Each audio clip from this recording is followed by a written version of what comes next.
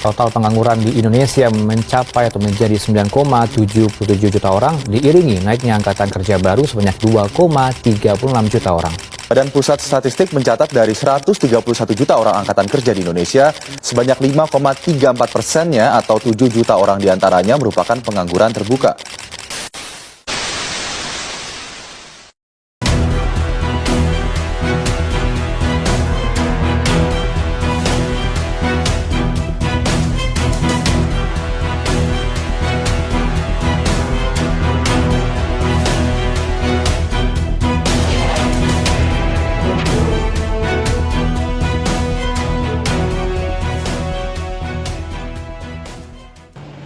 Pendidikan non formal adalah segala bentuk pembelajaran yang dilaksanakan di luar sistem pendidikan formal.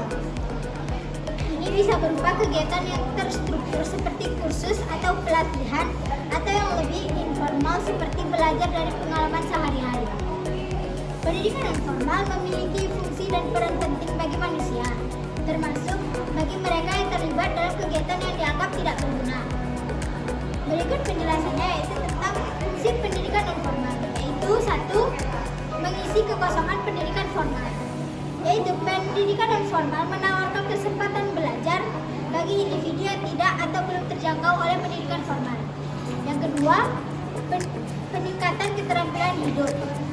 Pendidikan non formal membantu manusia mengembangkan keterampilan praktis yang berguna dalam kehidupan sehari-hari, sehingga kegiatan yang awalnya dianggap tidak berguna dapat diarahkan untuk menghasilkan nilai.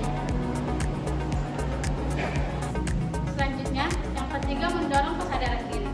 Melalui PNF, seseorang dapat belajar mengenali potensi dan minat mereka, lalu mengarahkannya ke aktivitas yang lebih produktif atau bermakna. Yang keempat, menyediakan alternatif pembelajaran. Bagi orang yang merasa bosan atau tidak termotivasi dalam aktivitas tertentu, PNF memberikan cara baru untuk belajar. Selanjutnya yaitu peran pendidikan non formal bagi manusia. Yang pertama yaitu transformasi kegiatan menjadi bermakna. Kegiatan yang awalnya tidak berguna dapat dimaknai ulang melalui pendidikan non formal. Yang kedua yaitu meningkatkan rasa percaya diri.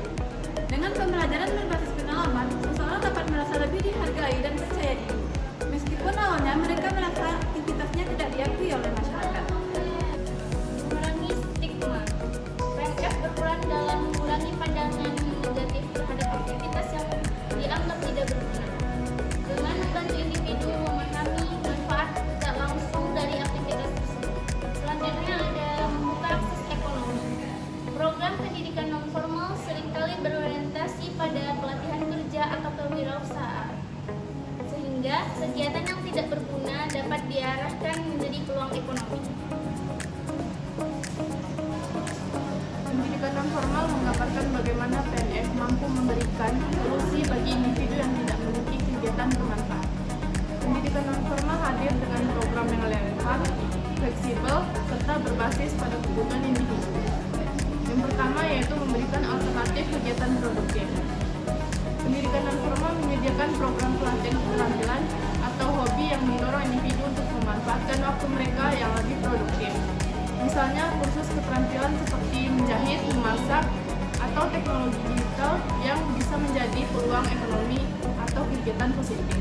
Yang kedua, membantu identifikasi minat dan bakat, yaitu melalui program yang bervariasi. Pendidikan non formal membantu individu mengenali kondisi potensi diri, minat, dan bakat yang belum tergali. Hal ini memungkinkan seseorang untuk fokus mengembangkan keterampilan sesuai kemampuan minat dan bakat.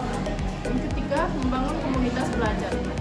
Pendidikan non formal menciptakan lingkungan kolaboratif melalui kelompok belajar atau komunitas.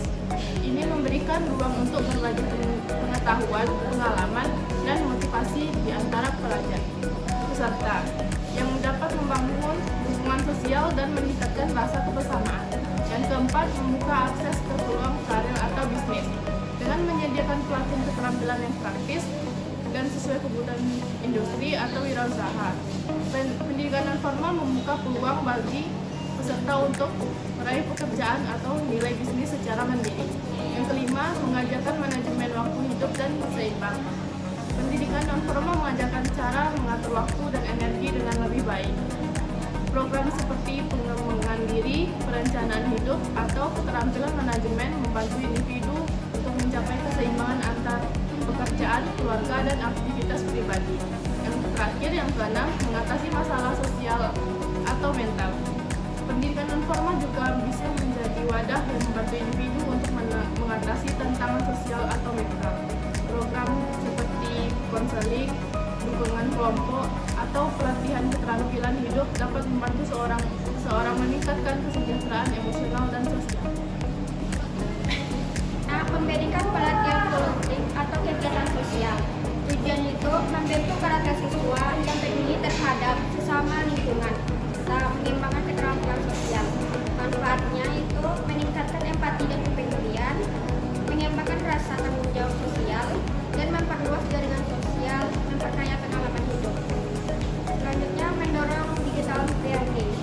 Tujuannya mempersiapkan siswa menghadapi era digital, meningkatkan kemampuan literasi digital, dan mengembangkan keterampilan abad ke-21. Manfaatnya mempermudah akses informasi dan pembelajaran, mengembangkan keterampilan kolaborasi dan komunikasi. Contohnya, membuat proyek berbasis teknologi. Selanjutnya, menanamkan nilai dan pemahaman hidup. Tujuannya membentuk karakter siswa yang berakhlak mulia, memilih nilai-nilai luhur, dan mampu menghadapi tantangan hidup. Manfaatnya meningkatkan kualitas hidup, membentuk pribadi yang mandiri dan